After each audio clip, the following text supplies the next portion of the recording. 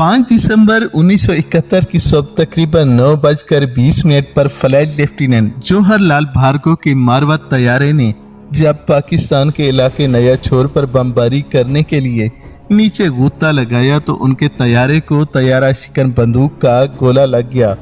Cockpit में सुर्ख बत्तियां जलने लगी और जहाज का बायां इंजन फेल हो गया। उन्होंने फौरन हमला तर्क कर दिया और इंडिया वापस जाने की कोशिश की। उनके नीचे सिंध का बहुत बड़ा रेगिस्तान था। जैसे ही उन्होंने जमीन के करीब आते देखा तो नौजवान पायलट ने खुदा का नाम लिया और पूरी कुव्वत से अखराज का बटन दबा दिया। सन 1971 की जंग पर हाल ही में शाया होने वाली किताब 1971 चार्ज ऑफ द गुरखाज लिखने वाली रचना बचनाथ कहती हैं कि भार्गव के जहाज के ऊपर की छत खुल गई और वो 1 सेकंड से भी कम वक्त में हवा में थे। फ्लाइट लेफ्टिनेंट जवाहरलाल भार्गव ने खुद को रेगिस्तान के रेत पर पड़ा पाया। उनका तैयारा जमीन को छूने से पहले ही गिरकर तबाह हो गया था। ये अंदाजा लगाते हुए कि जहाज में मौजूद बारूद किसी भी वक्त फट सकता है, उन्होंने अपना पैराशूट रेत में गाड़ दिया और तेजी से उस जगह से दूर भागने की कोशिश की। वहां से निकलने से पहले उन्होंने अपने पायलट सर्वाइवल किट उठाई, जिसमें स्लीपिंग बैग, छोटा सा चूल्हा, चॉकलेट, चाकू, कुतुबनुमा और पानी की 400 लीटर की बोतल थी। लेकिन भार्गव को उस किट में वो नक्शा नहीं मिला जिसकी उन्हें उस वक्त अशद जरूरत थी। उन्होंने फैसला किया कि अपने कुतुबनुमा की मदद से वो मशरक की जानिब चलेंगे और सरहद अबूर करके इंडिया पहुंचने की कोशिश करेंगे। उन्होंने फौरन अपनी घड़ी का वक्त पाकिस्तानी वक्त के मुताबिक एडजस्ट किया और सोचा कि अगर वो पकड़े गए तो कहेंगे कि वो पाकिस्तानी फिजाइया के अफीसर हैं और उनका नाम मंसूर अली खान है। उस वक्त पंचकुला में रहने वाले एयर कमांडर जवाहरलाल भार्गव से मैंने पूछा कि क्या मंसूर अली खान नाम रखने के पीछे कोई खास वजह थी। उनका जवाब था कि मेरे वालिद नवाब इफ्तिखार अली खान पटौदी के साथ काम करते थे और मैं उनके बेटे मंसूर अली खान पटौदी के साथ क्रिकेट खेला करता था।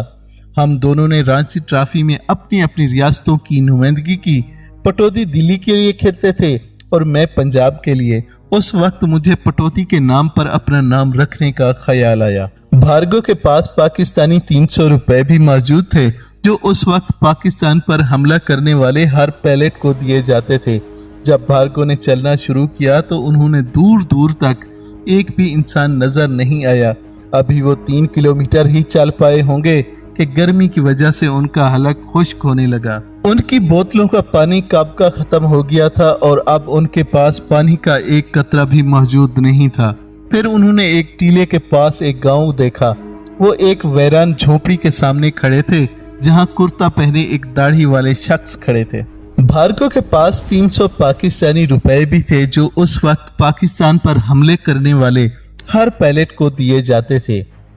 जब भार्गव ने चलना शुरू किया तो उन्हें दूर दूर तक एक इंसान भी नजर नहीं आया। अभी वो 3 किलोमीटर ही चल पाए होंगे कि गर्मी की वजह से उनका हल्क खुश्क होने लगा।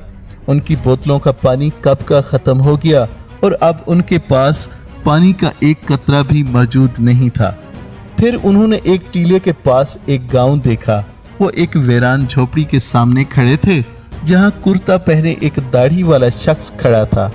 जवाहरलाल भार्गव याद करते हुए बताते हैं कि मैंने झुकते हुए उन्हें आदाब अर्ज किया, लेकिन उन्होंने उसका जवाब वालेकुम अस्सलाम से दिया।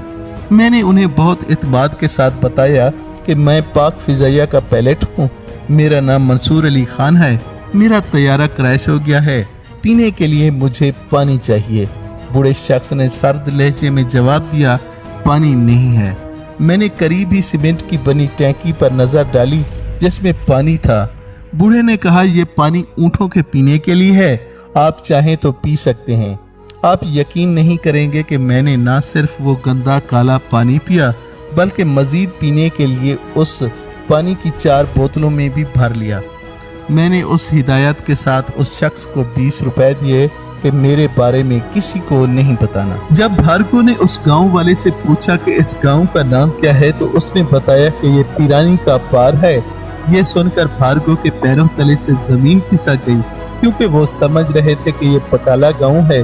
उसका मतलब ये था कि वो इंडिया की नहीं बल्कि पाकिस्तान की सीमा जा रहे थे। उन्होंने अपना रास्ता बदला और दोबारा चलने लगे। थोड़ी देर बाद वो आराम करने के लिए एक गड्ढे जैसी जगह पर लेट गए। उन्होंने फैसला किया कि अंधेरा होने के बाद ही वो आगे बढ़ेंगे। अभी उन्होंने आंख बंद ही की थी तो उन्हें महसूस हुआ कि कुछ लोग उन्हें देख रहे हैं। जब उनकी आंख खुली तो उन्होंने पाया कि 3 अफराद एक लड़का घूर रहे हैं। उन्होंने भार्गव से पूछा कि वो कौन है। भार्गव ने वही पुराना जवाब दोहराया कि मैं फ्लाइट लेफ्टिनेंट मंसूर अली खान हूँ और इंडिया फौज ने मेरा जहाज बटाला के करीब गिरा दिया है। उन लोगों ने कहा तुम मेरे साथ गांव चलो।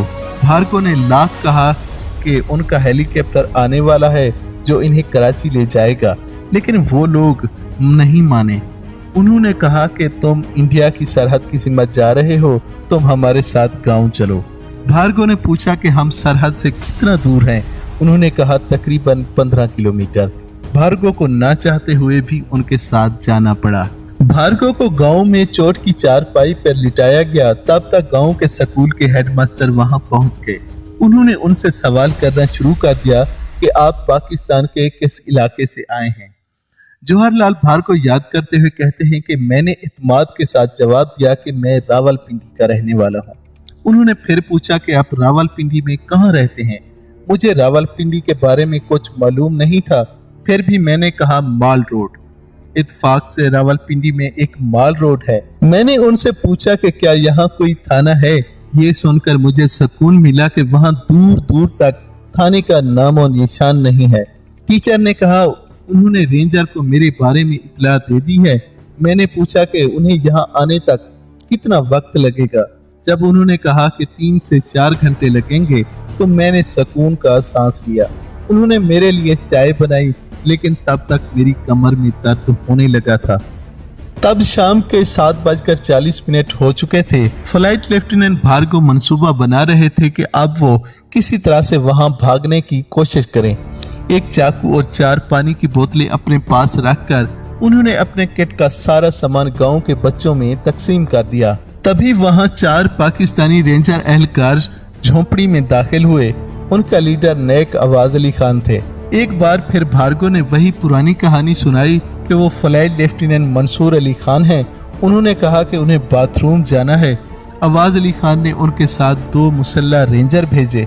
1 मिनट के लिए उन्होंने सोचा कि भाग जाएं, लेकिन उस दिन पूरा चांद था और चांदनी की रोशनी चारों तरफ फैली हुई थी।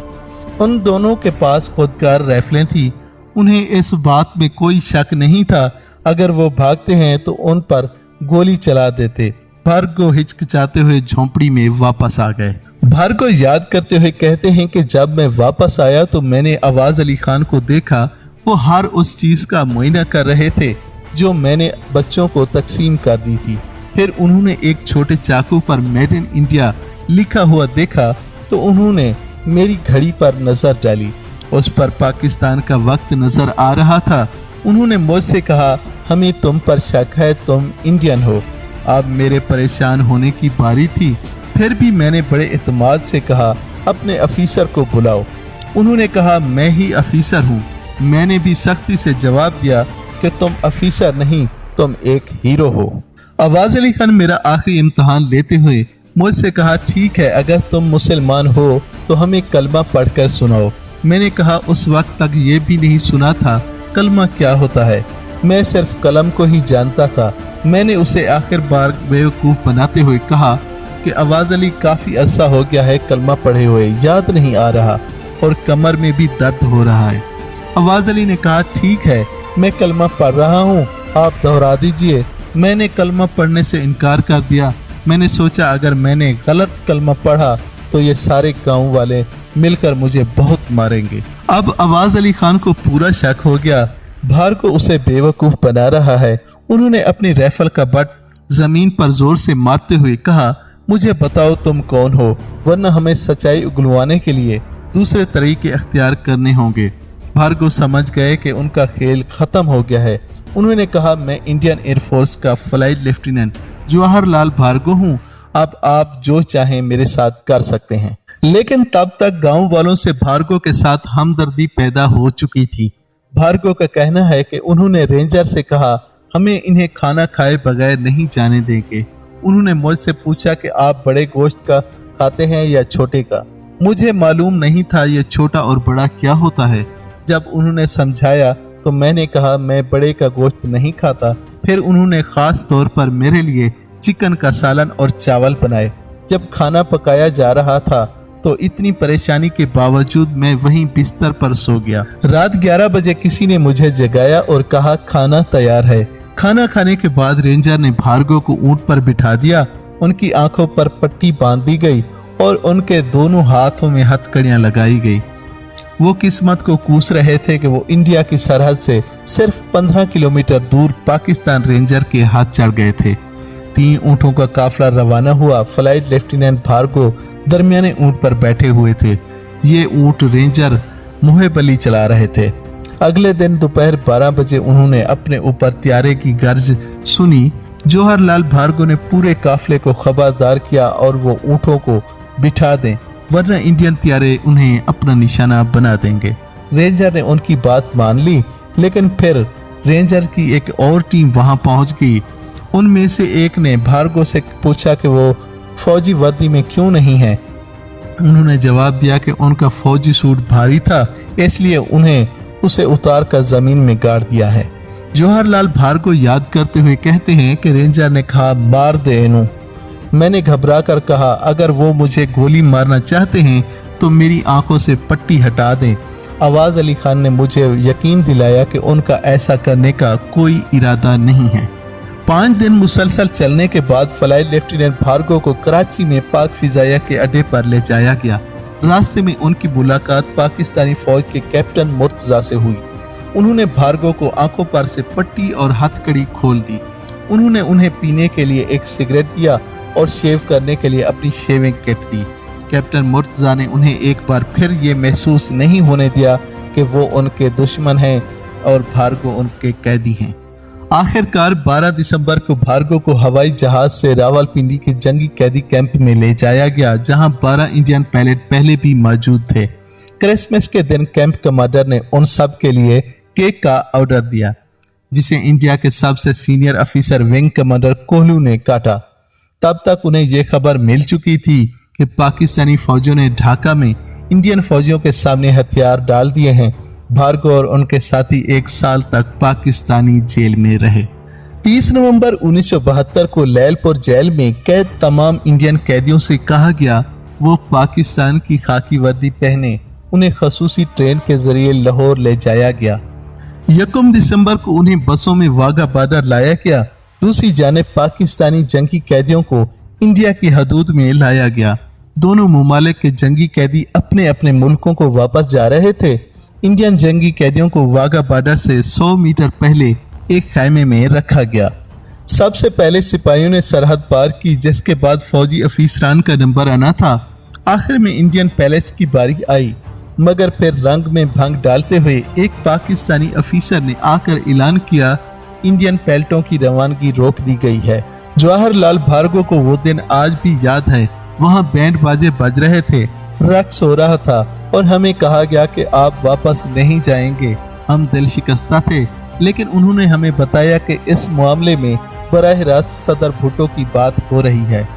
हुआ ये था कि इंडिया ने मगरबी सेक्टर में पकड़े गए तमाम पाकिस्तानी जंगी कैदियों को वापस कर दिया, लेकिन पाकिस्तानी पैलेट्स को रिहा नहीं किया। लेकिन भुट्टो ने इंडियन पैलेटों को वापस इंडिया भेजने का फैसला किया। अगले दिन इंडियन चीफ आर्मी स्टाफ सीम मनाक्शा खुद अपने त्यारे में पाकिस्तानी पैलेट्स के साथ पाकिस्तान पहुंच गए। इंडियन पैलेट ने 11:30 बजे वाघा की सरहद पार की। वहीं पंजाब के वजीर आला ज्ञानी झील सिंह ने गले मिलकर उनका इस्तकबाल किया। इंडियन फौज की कार उन्हें इंडियन फिजाइया के अमृतसर अड्डे पर ले गई। वहां उन लोगों ने 1 साल बाद अच्छा गर्म खाना खाया और बियर पी।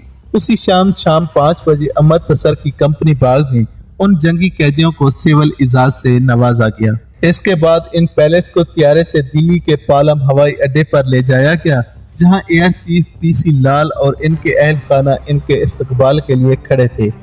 घर पहुंचने पर जब भार्गव के 4 साला बेटे ने इन्हें अंकल कहकर मुखातिब किया तो वो अपने आंसू ना रोक सके। 1 साल में बच्चे को अपने वालिद का चेहरा याद नहीं रहा। भार्गव को अब वो कलमा ज़बानी याद है जिसकी वजह से उन्हें पाकिस्तान में गिरफ्तार होना पड़ा। لا الہ الا اللہ محمد الرسول اللہ۔